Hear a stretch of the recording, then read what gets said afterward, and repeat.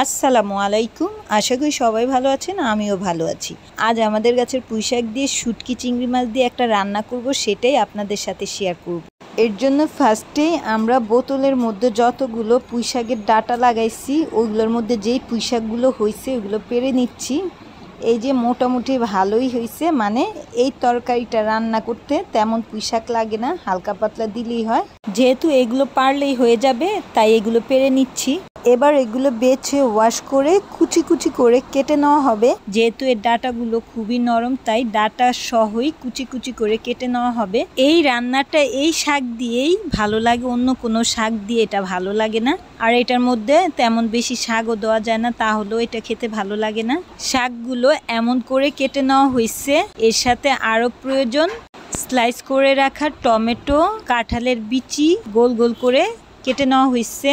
দেন চিংড়ি মাছ, কাঁচামরিচ, রসুন কুচি, পেঁয়াজ কুচি, মরিচের গুঁড়ো, হলুদের গুঁড়ো, স্বাদ মতো লবণ, রেগুলার খাবারের তেল, আর যেটা মোস্ট ইম্পর্টেন্ট সেটা হচ্ছে গিয়ে শুটকি। আমি এখানে বাঁশপাতা শুটকি নিয়েছি, আপনারা চাইলে চাপা শুটকিও নিতে পারেন। তবে এই দুই ধরনের শুটকি দিয়ে এই রান্নাটা ভালো লাগে, অন্য শুটকি দিয়ে তেমন ভালো লাগে না। ফার্স্টে চুলাটা অন করে প্যান বসিয়ে দিছি। দেন তেল দিয়ে পেঁয়াজ কুচি, রসুন কুচি, চিংড়ি মাছ এগুলো দিয়ে কিছুক্ষণের জন্য ফ্রাই করে নিচ্ছি। শুটকিটা আমি এমনিতে দেব না, ওটাকে ওয়াশ করে এর সাথে কয়েকটা শুকনো মরিচ, রসুন ব্লাইন্ড করে নেব। আপনারা চাইলে শুটকি এমনিতেও দিয়ে দিতে পারেন, বাট ব্লাইন্ড করে নিলে ওইটা খেতে বেশি টেস্ট হয়, তাই আমি ব্লাইন্ড করে দিচ্ছি। এই যে শুটকি, শুকনো মরিচ, রসুন ব্লাইন্ড করে এই যে দিয়ে দেওয়া হইতেছে। এখন এর সাথে সামান্য পরিমাণ মরিচের গুঁড়ো দেব।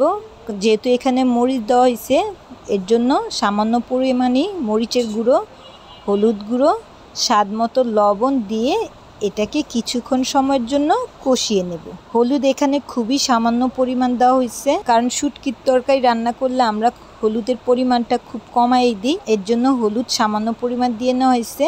এবার কিছুক্ষণ সময় কষানোর পর স্লাইস করে রাখা টমেটো, কাঁঠালের বিচি, কাঁচামরিচ এগুলো দিয়ে আবার কিছুক্ষণ সময় উল্টিয়ে পাল্টিয়ে কষিয়ে নেব। এটা বেশ কিছুক্ষণ সময় কষানো হয়েছে।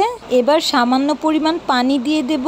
এখানে আমি শুটকি যে জারে ভাঙাইছি ওইটার মধ্যেই পানি দিয়ে ওই পানিটাই দিয়ে দিচ্ছি। এখন এই পানিটা মোটামুটি শুকায় আসলে দেন কুচি করে রাখা শাকগুলো দিয়ে দেব। শাকটা এমন সময় ছাড়বো যাতে কাঁঠালের বিচিগুলো সেদ্ধ হয়ে যায়, তখন ছাড়বো, নয়তোবা বেশি আগে শাকগুলো দিলে শাকের কালারটা নষ্ট হয়ে যাবে। তাই নামানোর কিছুক্ষণ আগে শাকটা দিয়ে এটাকে উল্টিয়ে পাল্টিয়ে কিছু সময় ভেজে নেব, তাহলে হয়ে যাবে আমার মজাদার শুটকি চিংড়ি মাছ পুঁইশাক দিয়ে রান্না। আমার রান্না শেষ, এবার আমি এটাকে নামিয়ে ফেলবো। গরম ভাতের সাথে এটা খেতে দুর্দান্ত লাগে, আপনারা একবার হলেও ট্রাই করবেন। আই হোপ আপনাদের কাছে ভালো লাগবে।